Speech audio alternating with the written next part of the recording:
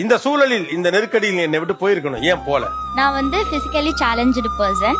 First வந்து இந்த கொஸ்டினே வந்து அந்த பொண்ணு இப்படி இருக்கு, எதுக்கு உனக்கு அந்த பொண்ணு வேணாம் அப்படின்னு நிறைய வந்து பேரண்ட்ஸ் சைடே வந்து கேட்டு எல்லாமே இது பண்ணாங்க.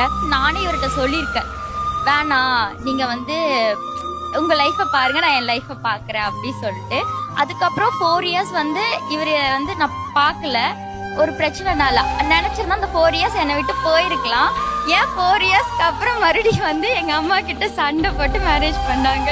இப்போ எங்க அம்மாவும் அதான் கேக்குறாங்கல்ல, எப்படி அன்னைக்கு வந்து என்கிட்ட சண்டை போட்ட, என் பாப்பா தான் வேணும் நீ ஏன் கேட்ட? இந்த ஆக்சுவலாக எனக்கு வந்து நான் பிடிச்சி தான் ஆக்சுவலாக எல்லாமே பிடிச்சி போய் தான் சார் நான் மேரேஜ் பண்ணேன். வீட்டில் வந்து சப்போர்ட் இல்லை. ஆனால் அவங்க வீட்லேயுமே ஃபஸ்ட்டு அக்செப்ட் பண்ணலை, இப்போ வந்து அக்செப்ட் பண்ணிட்டாங்க. என் வீட்டில் நான் அக்செப்ட் பண்ணலை. நான் அதிகமாக என் மைண்டில் எடுத்துக்கல. இப்போ வரைக்குமே பிடிச்சி போய் தான் நான் மேரேஜ் பண்ணேன். தோணலை அது போல் விட்டு போகக்கூடாது, அவன் பிடிச்சி போய் தானே லவ் பண்ணோம். Good, okay, S.